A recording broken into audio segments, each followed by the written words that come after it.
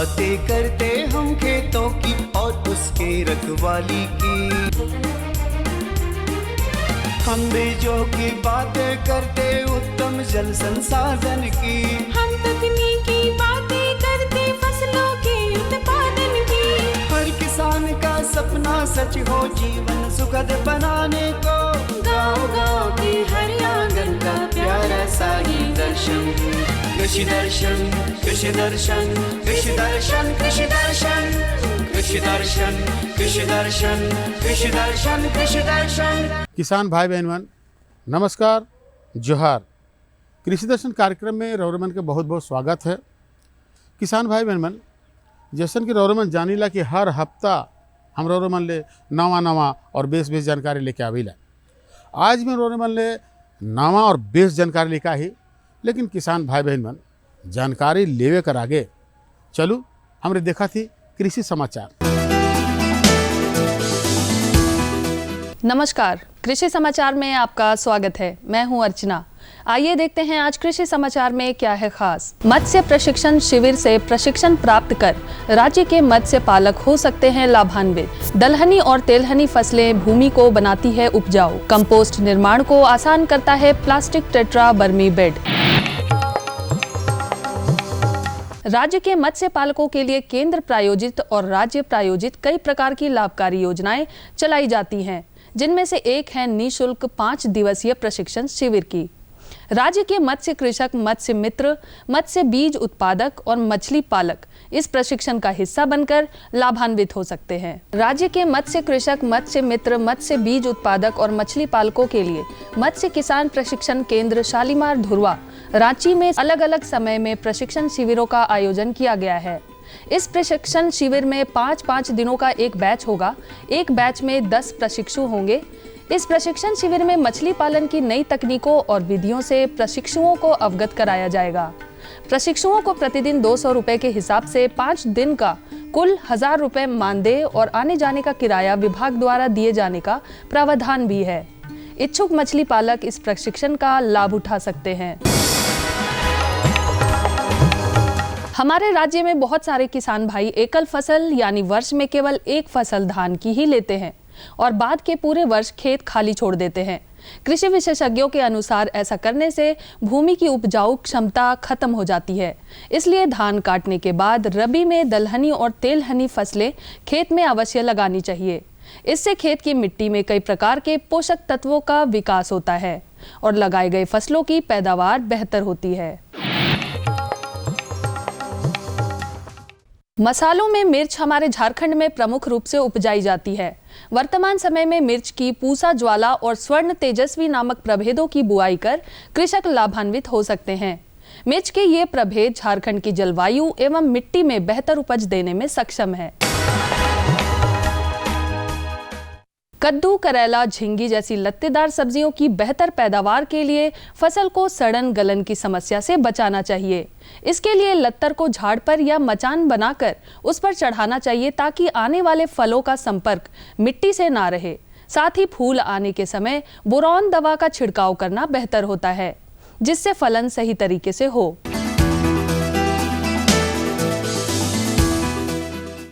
बर्मी कंपोस्ट बनाने के काम को सुविधाजनक तरीके से करने के लिए किसान प्लास्टिक से निर्मित प्लास्टिक टेट्रा बर्मी बेड की सहायता ले सकते हैं।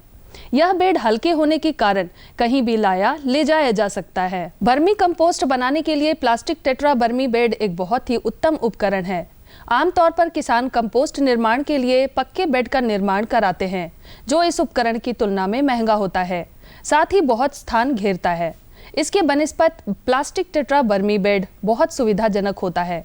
हल्के होने के कारण इसे कहीं भी स्थानांतरित किया जा सकता है। और अब एक नजर राज्य के कुछ प्रमुख शहरों के मौसम के मिजाज पर। आज राज्य के कुछ प्रमुख शहरों के तापमान इस प्रकार दर्ज किए गए। रांची अधिकतम 34 डिग्री सेल्सियस, न्यूनतम 20 डिग्री सेल्सियस। देवघर अधिकतम 37 डिग्री सेल्सियस, न्यूनतम 19 डिग्री सेल्सियस। जमशेदपुर अधिकतम 37 डिग्री सेल्सियस, न्यूनतम 22 डिग्री सेल्सियस। मेदिनीनगर अधिकतम 35 डिग्री सेल्सियस, न्यूनतम 20 डिग्री सेल्सियस। धनबाद अधिकतम 37 डिग्री सेल्सियस, न्यूनतम 19 डिग्री सेल्सियस। दर्शकों, आज हम आए हुए हैं पंडरा बाजार समिति, जहां से हम आपको देने जा रहे हैं मंडी भाव की जानकारी। दर्शकों, सबसे पहले हम चावल को लेंगे, जिसका औसतन दर है 4,680 रुपये प्रति क्विंटल। दाल में जाएं तो मूंग को अगर लेते हैं तो जिसका न्यूनतम दर है 9,000 रुपये प्रति क्विंटल से लेकर 10,000 रुपये प्रति क्विंटल। गेहूं की बात की जाए तो गेहूं का न्यूनतम दर है 2800 रुपये प्रति क्विंटल से लेकर 3400 रुपये प्रति क्विंटल। आलू की बात की जाए तो आलू का दर है 1,200 रुपये प्रति क्विंटल से लेकर 1,400 रुपये प्रति क्विंटल। चीनी की भाव को ले तो चीनी का न्यूनतम दर है 4100 रुपये प्रति क्विंटल से लेकर 4200 रुपये प्रति क्विंटल। आज के मंडी भाव में बस इतना ही। आइए वापस लिए चलते हैं आपको स्टूडियो। कृषि समाचार में आज इतना ही। मास्क लगाना, साफ सफाई रखना, उचित दूरी का पालन करना इत्यादि कोरोना गाइडलाइन का पालन करें। संक्रमण से बचते हुए करें कृषि कार्य। अपने और अपने परिवार के लोगों को टीका अवश्य लगवाएं। अगले अंक में फिर मुलाकात होगी कुछ ताज़ा तरीन खबरों के साथ। तब तक के लिए दीजिए इजाजत। नमस्कार, जोहार। किसान भाई बहन मन, कृषि समाचार में रोरमन तकनीक कर बारे में, उपकरण कर बारे में, मौसम कर हाल कर बारे में, मंडी भाव कर बारे में और कृषि संबंधी नवा जानकारी मिलक। एखन बेरा हो जाए एक छोटा सा विराम के। हम विराम के बाद घूर के आवा थी और रोरमन के जानकारी देवा थी।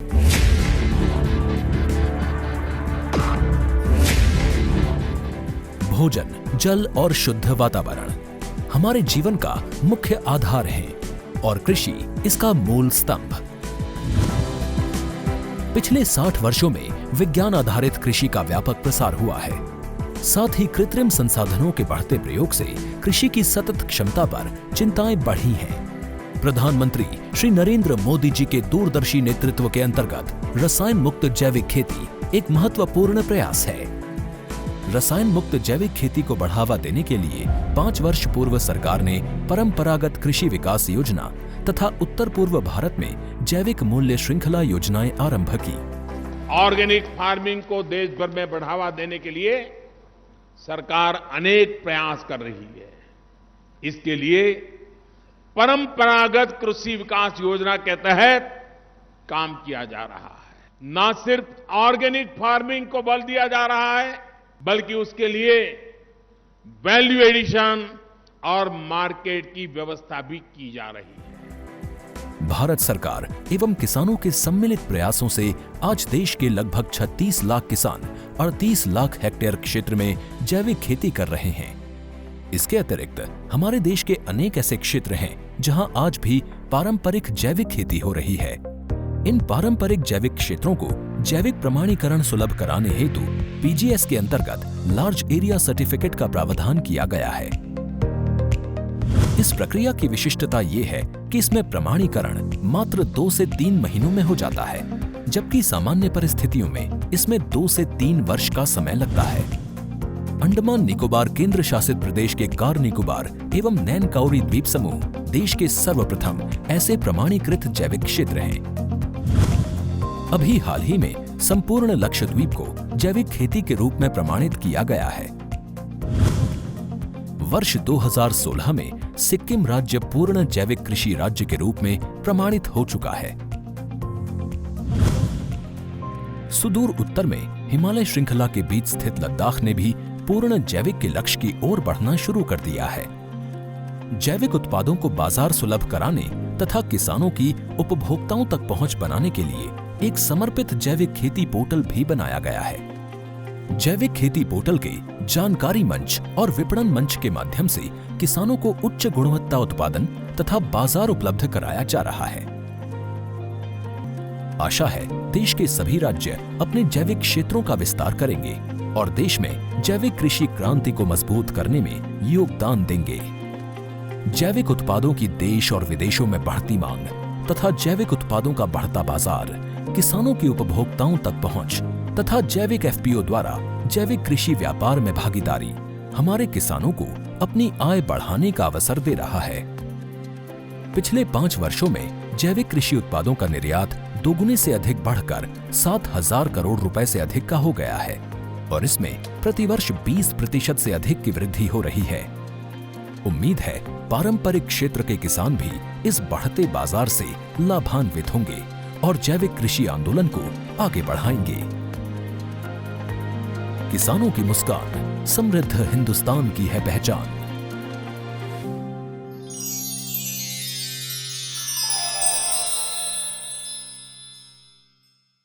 किसान भाई बहन मन, विराम के बाद रौरे मन के एक बार फिर से स्वागत है। तो चलो अपन कार्यक्रम के हम आगे बढ़ाती जानकारी की ओर। आज का जो जानकारी है वो पशुओं में खुरा चपका का रोग और उकर निदान कर बारे में। अब देखो किसान भाई बहन मन, जे मन पशुपालन करे ना, बहुत मेहनत से करे ना, और अगर पशु में खुरा चपका रोग लाग गलक तो किसान भाई बहन हो या कोई और अन्य हो जो कि पशुपालन करें ना, वो मन के बहुत परेशानी होवेला। तो चलो हम रौरेमन से परेशानी से बचाए देवा थी और सीधे लेकर चला थी रौरेमन के पिक्चर कर माध्यम से एक जानकारी के दिवा थी, ताकि रौरेमन के कोई परेशानी ना हो, है नहीं। जब मौसम बदल रहा हो तो इंसान ही नहीं, पशु पक्षी भी बीमारी की चपेट में आ जाते हैं। सुबह शाम तो ठंड रहती है, लेकिन दोपहर में गर्मी हो जाती है, जिस कारण पशु कई प्रकार की बीमारियों की जद में आ जाते हैं। पशुओं में ठंड के कारण रोग प्रतिरोधक क्षमता कम हो जाती है। जिन पशुओं ने अभी जन्म लिया है उन्हें हाइपोथर्मिया, निमोनिया और डायरिया आदि रोग होने की संभावना रहती है। नमस्कार, मैं नीरज। कृषि दर्शन कार्यक्रम में आपका स्वागत है। आज हम आप पहुंचे हैं भारतीय कृषि अनुसंधान केंद्र प्लांटू। हमारे साथ हैं पशु वैज्ञानिक डॉक्टर रीना कुमार कमल। आइए इनसे हम जानते हैं पशुओं में होने वाले खुरा और चपका रोग से बचाव के उपाय। डॉक्टर साहब, आपका बहुत बहुत स्वागत है इस कार्यक्रम में आने के लिए। धन्यवाद और सभी को मेरा नमस्कार। जैसा कि आपने बताया खुरा चपका रोग, तो पहले तो मैं ये बताना चाहूँगी कि खुरा चपका रोग जो है किससे होता है। तो खुरा चपका रोग जो होता है ये एप्टो वायरस से होता है और जिसका फैमिली है पिकोरना वायरिडे। तो ये आरएनए वायरस है जो कि काफ़ी मात्रा में अगर कहा जाए तो ये इतने भयावह रूप से फैलता है कि इसका रोकथाम करना बहुत ज़रूरी है। तो इस बीमारी को होने से पहले ही इसका बचाव बहुत ज़रूरी है। तो हम बचने के लिए क्या कर सके, तो सबसे पहले तो मेरे किसान भाई और बहनों ये ध्यान रखिए कि इसका कोई होने के बाद इसका कोई रोकथाम नहीं है, और है भी तो बहुत कम मात्रा में ही वो मदद मिल पाता है। अगर ये बीमारी को हम होने से पहले ही रोक दें तो हमारे लिए काफ़ी लाभदायक होगा।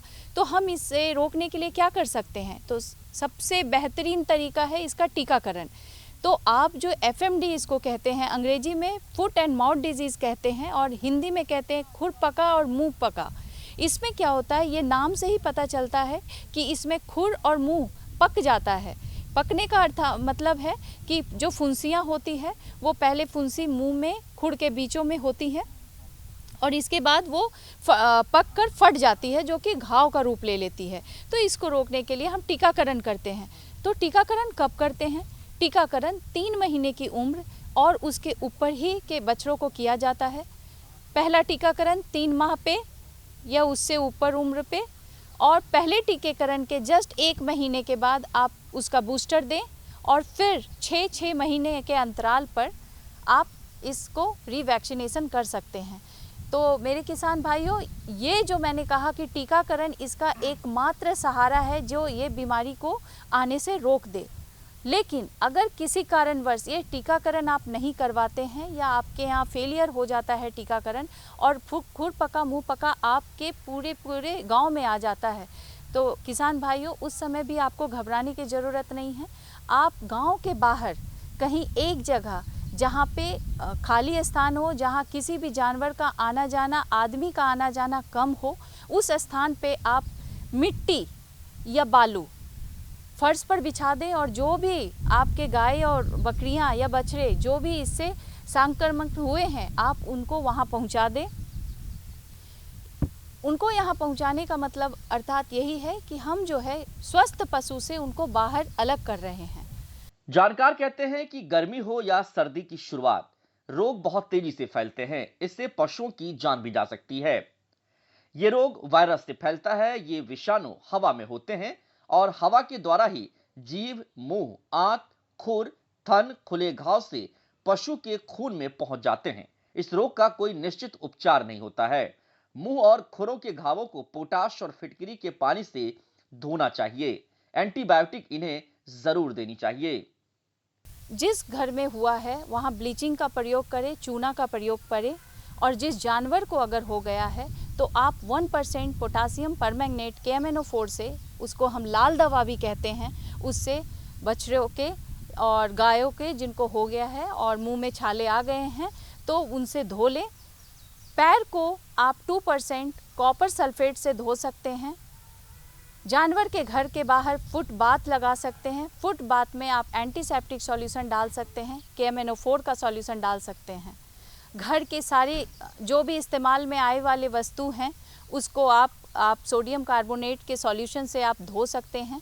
2% सोडियम कार्बोनेट सॉल्यूशन ले सकते हैं, उससे आपके कपड़े, जो भी बर्तन इस्तेमाल में दूध वाले बर्तन लाए जा रहे हैं और जितने भी जो वर्कर हैं वहाँ काम कर रहे हैं फार्म में, वो अपने पैर, हाथ सब उससे धो सकते हैं। इस बीमारी का पता कैसे लगाएं, ये मैं आपको पहले ही बताई हूँ कि खुर चपका और मुंह चपका, ये जो है खुर पका मुंह पका, ये अपने नाम से जाना जा रहा है कि इसमें खुर और मुंह पक जाते हैं। खुर मुंह पकने के बाद भी ये ध्यान दीजिएगा कि जो लार इनके मुंह से टपकता है वो एक रस्सी नुमा होता है। वो रस्सी नुमा ऐसा होता है कि वो मुंह से लटकते हुए ज़मीन की तरफ टच करता है और वो बिना टूटे हुए। ये एक खास लक्षण है जो FMD में ही पाया जाता है। इससे इस लार से बचना है। इस लार को स्वस्थ पशु से ये संपर्क में ना आए। तो मैंने जैसे कहा, जो भी संक्रमित पशु हैं उनको आप यहाँ से फील्ड में गांव के बाहर कर दें। एंड डॉक्टर के सलाह से आप एंटीबायोटिक का इस्तेमाल कर सकते हैं, जो कि मैंने कहा कॉपर सल्फेट, सोडियम कार्बोनेट, ये लाइम, KMNO4, इसका इस्तेमाल आप अपने पशुओं के साथ कर सकते हैं। जानकार कहते हैं कि पशुपालन के लिए पशुओं को खराब मौसम से बचाने की आवश्यकता होती है ताकि पशुओं को प्राप्त उत्पादन के स्तर को बनाए रखा जा सके और पशुपालन से मुनाफा कमाया जा सके। बरसात के मौसम में पशुओं का खास ख्याल रखना चाहिए। इस मौसम में वातावरण में अधिक आर्द्रता होने और तापमान में होने वाले उतार चढ़ाव की वजह से नकारात्मक असर पड़ता है। अगर समय रहते सावधानियां नहीं बरती जाए तो पशुओं में कई तरह की बीमारियां हो सकती हैं और कई बार उनकी जानें भी जा सकती हैं। चलते यही सलाह दूंगी, आपका जो मैंने कहा खुर पका और मुंह पका, इसको ना होने के लिए जो टीकाकरण है, जो कि राज्य सरकार बार बार इस पे जोर डालती है और आपको टीकाकरण के लिए बोलती है, तो आप इस टीकाकरण करवाने से कभी ना घबराएं। ये टीकाकरण आपके लिए और आपके जानवरों दोनों के लिए बहुत फ़ायदेमंद होगा। जानवर के लिए फ़ायदेमंद है, अगर उनका प्रोडक्शन सही होगा तो आपके लिए भी फ़ायदेमंद होगा। तो देखा किसान भाइयों, डॉक्टर साहब ने जो पशुओं में रोग होने वाले रोग, खुरा और चपका रोग से बचाव के लिए जो उपाय बताई, आपको बहुत ही लाभ होगा। डॉक्टर साहब, आपने जो जानकारी दी, आपका बहुत बहुत धन्यवाद। धन्यवाद। तो किसान भाई बहन, अब रौरमन के पशु में खुरा चपका रोग से परेशानी कर बात न खे, है नहीं। तो चलो अपन कार्यक्रम के आगे बढ़ा थी दूसर जानकारी की ओर। दूसर जानकारी ये वो सब्जी में पोषक तत्व कर कमी और उकर निदान कर बारे में, है नहीं। सब्जी में पोषक तत्व कर कमी होवल से कई किस्म कर उकर में बीमारी होवेला, रोग होवेला, कीट होवेला। तो भाई सबसे अगर बचना है, ये सब कर जानकारी पूरा बढ़िया से चाहिए, तो चलो हम रौरमन का सीधे लेके चले थी हमारे का जो विशेषज्ञ साहब हैं उनकर पास और उनकरे से जानकारी दिवा। दर्शकों नमस्कार, कृषि दर्शन कार्यक्रम में आप सभी का स्वागत है। आज हम ICAR प्लांडू में हैं और हमारे साथ है यहाँ की कृषि वैज्ञानिक डॉक्टर रेशमा शिंदे जी, जिनसे हम बातचीत करेंगे और जानेंगे कि सब्जियों में पोषक तत्व की कमी से कौन कौन से लक्षण उभरते हैं और उसका निदान कैसे करेंगे। देखिए, ऐसा है किसान भाइयों कि अगर सब्जियों में पोषक तत्व की कमी होती है तो निश्चित रूप से उसके बढ़वार रुक जाते हैं और फसल भी जो है बेहतर नहीं हो पाता है, तो आपको काफ़ी नुकसान उठाना पड़ता है। तो आइए हम जानते हैं इसी संदर्भ में कि कैसे इसको दूर किया जाए। आपने जो मैडम, सबसे पहले तो ये बताइए कि हमारा जो सब्जी का जो फसल है, किसान भाई जो लगा रहे हैं, तो उसमें जो पोषक तत्व की कमी होगी तो उसके लक्षण कौन कौन से होते हैं? सभी को मेरा नमस्कार। सबसे पहले तो मैं बताना चाहूँगी कि सब्जी फसल के लिए जो पोषक तत्व है 17 पोषक तत्वों की ज़रूरत होती है। उनके कमी या ज़्यादा होने से सब्जियों में अनेक तरह के लक्षण दिखाई देते हैं, जिससे मतलब हमें जैसे फसल की उपज चाहिए या जैसे उसका पैदावार होना चाहिए वैसा होता नहीं है। तो वो 17 पोषक तत्व कौन से हैं? जैसे कार्बन, ऑक्सीजन और हाइड्रोजन जो हमें वातावरण से मिलता है। फिर नाइट्रोजन, फास्फोरस, पोटेशियम ये हमें अधिक मात्रा में चाहिए होते हैं जो हम उर्वरक के रूप में देते हैं। फिर जो सेकेंडरी होता है कैल्शियम, मैग्नीशियम और सल्फर, उसको हमें थोड़ा कम मात्रा में चाहिए होता है, बट वो भी हम उर्वरक के माध्यम से ही देते हैं। और जो माइक्रोन्यूट्रिएंट है, बहुत से किसान भाई ये जो है ये माइक्रोन्यूट्रिएंट देते नहीं है, जो हमें बहुत कम लगता है। जो होता है आयरन, कैल्शियम, कॉपर, जिंक और बोरॉन और मोलिब्डेनम जो हमें, और एक निकल होता है जो हमें बहुत कम मात्रा में लगता है, पर हमारे जो किसान भाई है उसके प्रति जागरूक नहीं है और वो बहुत कम माइक्रोन्यूट्रिएंट देते हैं। तो सबसे पहले हम देखेंगे कि नाइट्रोजन की कमी से क्या लक्षण होते हैं। तो नाइट्रोजन जो है वो हमें एक मुख्य पोषक तत्व है। नाइट्रोजन की और फास्फोरस और पोटैश इन तीनों का न्यूट्रिएंट की कमी के लक्षण जो है, जो हमारे फसल है उसकी पुरानी पत्तियों में दिखाई देते हैं, नीचे वाली पत्तियां। तो नाइट्रोजन की डिफिशिएंसी में हमें पत्तियां पीली पड़ी हुई दिखती है। फिर जो पौधे की जो बढ़त है वो कम होती है या ठीक से वो बढ़ नहीं पाता है। और पुरानी पत्ती अगर पीली हो रही है, समझ लीजिए नाइट्रोजन की डेफिशिएंसी है। अगर नाइट्रोजन की डेफिशिएंसी तो हमें उसके लिए यूरिया का स्प्रे करना होता है। तो हमें 1% यूरिया, जैसे कि 10 ग्राम यूरिया 1 लीटर में 1 ग्राम शैम्पू या टेफिडॉल मिला के हमें उसको 7 दिन के अंतराल में 3 बार स्प्रे करना होता है। फिर फास्फोरस की जो कमी होती है उसका भी लक्षण हमारे पुरानी पत्तियों में दिखता है। फास्फोरस की कमी में हमारी जो पत्तियां हैं वो बैंगनी रंग की होती है और इसके लिए हमें DAP का स्प्रे करना होता है 1% वाला ही, जैसे कि 10 ग्राम लेके 1 लीटर में गुलाइए, 1 ग्राम शैम्पू मिला के उसका भी 7 दिन के अंतराल में उसका हमें स्प्रे करना है। और जो पोटेशियम है उसमें हमारी जो पत्तियाँ, पुरानी पत्तियाँ, उसमें वो भूरे रंग की होने लगती है, किनारों से जलते हुए अंदर की ओर आने लगती है। तो समझिए हमारा इसमें पोटेशियम की कमी है। बिल्कुल। तो मैडम आपने जो जानकारी दी तो बहुत ही अच्छी जानकारी दी कि किस प्रकार से 17 तरह के पोषक तत्व होते हैं और उनकी कमी से क्या क्या लक्षण उभरते हैं, और साथ में आपने निदान भी बताया, ये बहुत ही अच्छी बात है। लेकिन हम ये जानना चाहेंगे कि अगर जैसे इन तत्वों की जब कमी हो जाती है तो हमारे किसान भाइयों को फसल में किस प्रकार से नुकसान उठाना पड़ता है, सब्जियों में क्या प्रभाव पड़ता है? देखिए, अब जो रबी में फसल लगेगी वो होता है फूल गोभी, गोभी और ब्रोकली हो गया, ये या फिर लतेदार सब्जियां, पडवल हो गया या फिर झिंगी, नेनुआ, इन सब में है ना हम देखते हैं कि माइक्रोन्यूट्रिएंट की डेफिशिएंसी बहुत ज़्यादा आती है। जैसे कि बोरॉन की डेफिशिएंसी से जो नेनुआ, झिंगी या उनके है ना फूल अच्छे से नहीं बढ़ते हैं, या जो पौधा है अच्छे से नहीं बढ़ पाता है, फूल गलने लगते हैं, फल लगता है पर वो ठीक से बढ़ता नहीं है या आधा ही बढ़ के वो सड़ने लगता है। ये सब बोरॉन की कमी के लक्षण हैं। तो सबसे पहले हमें बोरॉन के लिए हमें 1 ग्राम जो लतेदार सब्जियां है, जैसे पडवल हो गया, नेनुआ, झींगी या फिर करेला हो गया, इसके लिए हमें फूल अच्छे आने के लिए या फिर फल अच्छे लगने के लिए हमें उसमें 1 ग्राम बोरैक्स या फिर सल्बोल प्लस 100 ग्राम यूरिया का स्प्रे करना चाहिए। 20 लीटर पानी में लेके उसका स्प्रे करना चाहिए 15 दिन के अंतराल में, 2 या 3 स्प्रे काफ़ी होता। तो ये तो आपने सब्जियों के बारे में बताई, लेकिन एक चीज़ है कि सब्जियों में जो पोषक तत्व है वो तो ज़रूरत है ही, इसके अलावा जैसे कि सिंचाई वगैरह का क्या व्यवस्था हो ताकि हमारे जो किसान भाई हैं उनका फसल बेहतर हो पाए? हाँ, देखिए कि सब्जी जैसे हमें खाने की ज़रूरत होती है, वैसे ही सब्जी या कोई भी फसल है उसको ठीक से बैलेंस डाइट चाहिए। तो हमें ये याद रखना है कि हम कभी भी सब्जी लगा रहे हैं तो सिर्फ रासायनिक खाद पे ना डिपेंड करें, हम जैविक खादों का भी इस्तेमाल करें। हमें FYM हो गया, वर्मी कंपोस्ट हो गया, इसका मतलब हमेशा इस्तेमाल करना है, जो बहुत से, और उसको जितना आप अच्छे से फर्टिलाइजेशन करेंगे तो उसका रेजिस्टेंस पावर बढ़ेगा, उसमें कोई डेफिशिएंसी भी नहीं दिखेगी, आपको रोग और के प्रति भी वो क्या कहते हैं रेजिस्टेंट दिखेगा और उसकी प्रतिरोधक क्षमता बढ़ जाती है। प्रतिरोधक क्षमता बढ़ेगी तो आपका जो भी पौधा है अच्छे से पैदावार देगा, अच्छे से बढ़ेगा, अच्छे से फलेगा। बिल्कुल। तो किसान भाइयों, आपने देखा कि किस प्रकार से डॉक्टर रेशमा शिंदे जी ने आपको बहुत ही अच्छी जानकारी दी है कि सब्जियों में अगर पोषक तत्वों की कमी हो जाए तो क्या क्या नुकसान उठाना पड़ता है, और अगर आपने निदान करना है तो इस बात का विशेष रूप से ध्यान रखें कि पोषक तत्व को आप समय पे दें तो आपको बेहतर फसल प्राप्त होगा। आपने जो जानकारी दी इसके लिए आपका बहुत बहुत धन्यवाद। और किसान भाइयों, इसी के साथ मुझे भी इजाज़त दीजिए। नमस्कार, जोहार। तो देखो आज रौरन के दूगो जानकारी मिले, दुयो जानकारी बेच रहे है नहीं। और देखो रौरन को अगर जानकारी सन है या हमरे से कोई जानकारी चाहे तो पता के जरूर लिखूँ।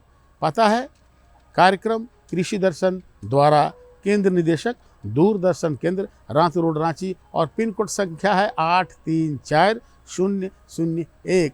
तो रौरमान आज इजाज़त दो, मकिल यह दिना और यह बेरा नवा जानकारी के साथ और उपस्थित हुआ। तब तक इजाज़त दो। नमस्कार, जोहार। बातें करते उत्तम जल संसाधन की, हम तकनीकी बातें करते फसलों के उत्पादन की। हर किसान का सपना सच हो जीवन सुखद बनाने को, गाँव-गाँव के हर आंगन का प्यारा सा ये दर्शन। कृषि दर्शन, कृषि दर्शन, कृषि दर्शन, कृषि दर्शन, कृषि दर्शन, कृषि दर्शन, कृषि दर्शन, कृषि दर्शन।